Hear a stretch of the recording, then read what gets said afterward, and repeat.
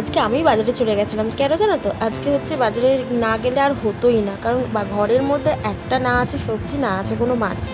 তো সেই জন্য তাড়াতাড়ি করে বাজারে গিয়ে দেখো সবজি কিনে নিয়ে এসেছি, তার সাথে নিয়ে এসেছি পাবদা মাছ, তার সাথে এনেছি হচ্ছে কাতলা মাছ, ট্যাংরা মাছ, আর এদিকে জ্যান্ত জ্যান্ত কই মাছ, আর তার সাথে চিংড়ি মাছ। তো সব মাছ ভালো করে ধুয়ে মুছে পরিষ্কার করে নিলাম, করে ফ্রিজের মধ্যে রেখে দিলাম। আমার মোটামুটি অনেক দিনই চলে যাবে মাছ আর সবজি যা এনেছি। আর আজকে শুধু রান্না করব হচ্ছে ট্যাংরা মাছ নিয়ে এসেছিলাম, সেই ট্যাংরা মাছের একদম কাঁচা লঙ্কা চিড়ে ঝোল করবো, ওই পাতলা ঝোল।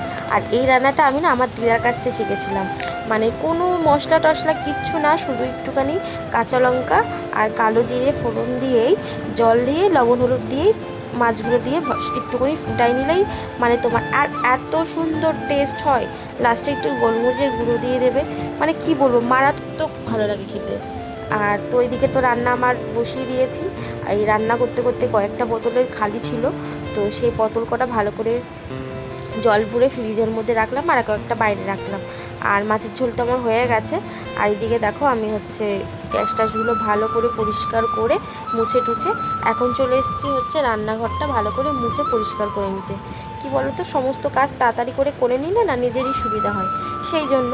আর এইদিকে দেখো আমার রান্নাঘরের কাজ কমপ্লিট। ছাদে এসেছিলাম একটু দরকারে, এসে দেখি ছাদে এত অপরিষ্কার, মানে কি বলবো, পাতা পড়ে, এই যে আম গাছ রয়েছে সেই জন্য এত পরিমাণে পাতা পড়ে আমাদের এই আম গাছ ছাদটার উপরে, মানে বোঝানো যাবে না। তো সব পাতা পরিষ্কার করে দেখো সব চলে এসেছি। আর এখন এসেছি নিচে উঠোনেও তো পাতা পড়ে, তো সেই জন্য উঠোনটাও ভালো করে পরিষ্কার করে নিলাম। আর জামা কাপড় ছিল সেগুলো কেচে কুচে এখন চলে এসেছি স্নান করতে। তো আজকে তো আমি ভাত খাবো না, খাবো হচ্ছে মাখন পাউরুটি।